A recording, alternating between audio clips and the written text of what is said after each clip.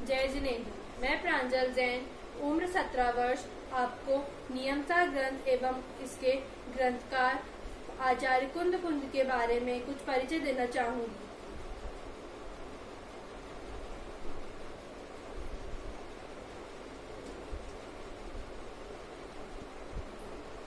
ग्रंथ का परिचय। प्रस्तुत ग्रंथ श्री नियमसार जी आचार्य भगवान श्रीमद कुंद कुंद आचार्य देव द्वारा लिखा गया है। यह ग्रंथ चारों अनुयोगों में से द्रव्यानुयोग में आता है। यह ग्रंथ पंच परमागम में एक महत्वपूर्ण परमागम है। आचार्य देव ने इस ग्रंथ को प्राकृत भाषा में लिखा था। तत्पश्चात पंचम मलदारी देव ने प्राकृत से संस्कृत भाषा में इसको टीका किया। तत्पश्चात ब्रह्मचारी शीतल प्रसाद जी ने संस्कृत से हिंदी में अनुवाद किया। उसके बाद पंडित श्री हिम्मतलाल जेठालाल शाह ने इसको हिंदी से गुजराती भाषा में अनुवाद किया। इस ग्रंथ की मूल गाथाओं का हिंदी पदानुवाद आध्यात्मिक कवि बाबू जुगल किशोर जी युगल कोटा द्वारा किया गया है। प्रस्तुत ग्रंथ में 12 अधिकार, जीव अधिकार, अजीव अधिकार आदि 187 गाथाएं एवं 311 कलश लिखे गए हैं। नियमसार शास्त्र द्वितीय श्रुत स्कंद सर्वोत्कृष्ट ग्रंथों में से एक है। पूज्य गुरुदेव श्री कांजी स्वामी ने सोनगढ़ के श्री महावीर कुंद कुंद परमागम मंदिर में नियमसार ग्रंथ को स्वर्ण अक्षरों में उत्कीर्ण कराकर भौतिक दृष्टि से अमर कर दिया है। इस ग्रंथ की सबसे मूल विशेषता यह है कि यह निश्चय चारण के साथ साथ निश्चय चरित्र के साथ साथ आचार्य कुंद कुंद ने यह भी कहा है कि यह मैंने मेरी भावना के लिए लिखा है। ग्रंथकार का परिचय। नियमसार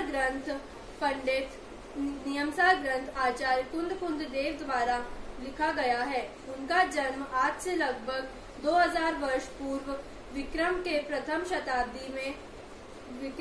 शताब्दी में कौंडकुंदपुर कर्नाटक में हुआ था।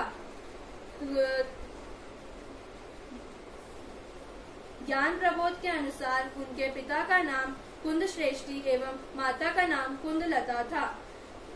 आचार्य कुंद कुंद ने 11 वर्ष की अल्प आयु में जिनचंद्र आचार्य के उपदेश से प्रभावित होकर उनसे दीक्षित हो गए थे। आचार्य कुंद कुंद 33 वर्ष की आयु में उनको आचार्य पद मिल गया था।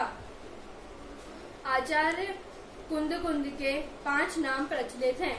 पहला कुंद कुंद आचार्य, दूसरा पद्मनंदी, तीसरा ऐलाचार्य, चौथा वक्रीवाचार्य, 5वां गदपिच्छाचार्य। पहला कुंद कुंद आचार्य। वह कौंडकुंदपुर में जन्मे थे, इसलिए उनका नाम कुंद कुंद आचार्य रखा। पद्मनंदी उनको दीक्षा के समय दिया गया नाम था। जब वो विदेह क्षेत्र सीमंदर भगवान की दिव्यध्वनि सुनने गए तो वहाँ के मुनिराजों की काया 500 धनुष की होती है और इनकी 3.5 हाथ की। वहाँ के चक्रवर्ती ने इनको अपने हाथ में उठाकर भगवान से पूछा, ये मनुष्य जैसा दिखने वाला कौन है? तो भगवान ने कहा, भरत क्षेत्र का महामुनि तपस्वी चारण रिद्धिधारी पद्मनंदी नामक मुनिराज है। तो उन्होंने उनका नाम ऐलाचार्य रख दिया। विदेह क्षेत्र से लौटते समय जब उनकी मोर पिच गिर गई तो उनको गद्य पिच का प्रयोग करना पड़ा, इसलिए उनका नाम गद्य पिच्छाचार्य कहलाया। एक बार अकाल समय में वह अपनी आत्म साधना में इतने लीन हो गए कि बगुले के समान उनकी ग्रीवा टेढ़ी हो गई। तब वह ग्रीवाचार्य वक्रीवाचार्य कहलाए। वह चारण रिद्धिधारी थे, इसलिए वह जमीन से 4 अंगुल ऊपर चलते थे। पंचम काल में भगवान महावीर के पश्चात गौतम गर्दर, तत्पश्चात आचार्य कुंद कुंद का नाम पूरी जैन समाज एवं जैन धर्म में बहुत प्रचलित है। जैसा कि कहा भी गया है, मंगलम भगवान वीरो मंगलम गौतमो गढ़ी मंगलम कुंद कुंदाद्यो जैन धर्मोस्तु मंगलम। उनकी आयु 94 वर्ष 10 माह 15 दिवस थी। जय जिनेन्द्र।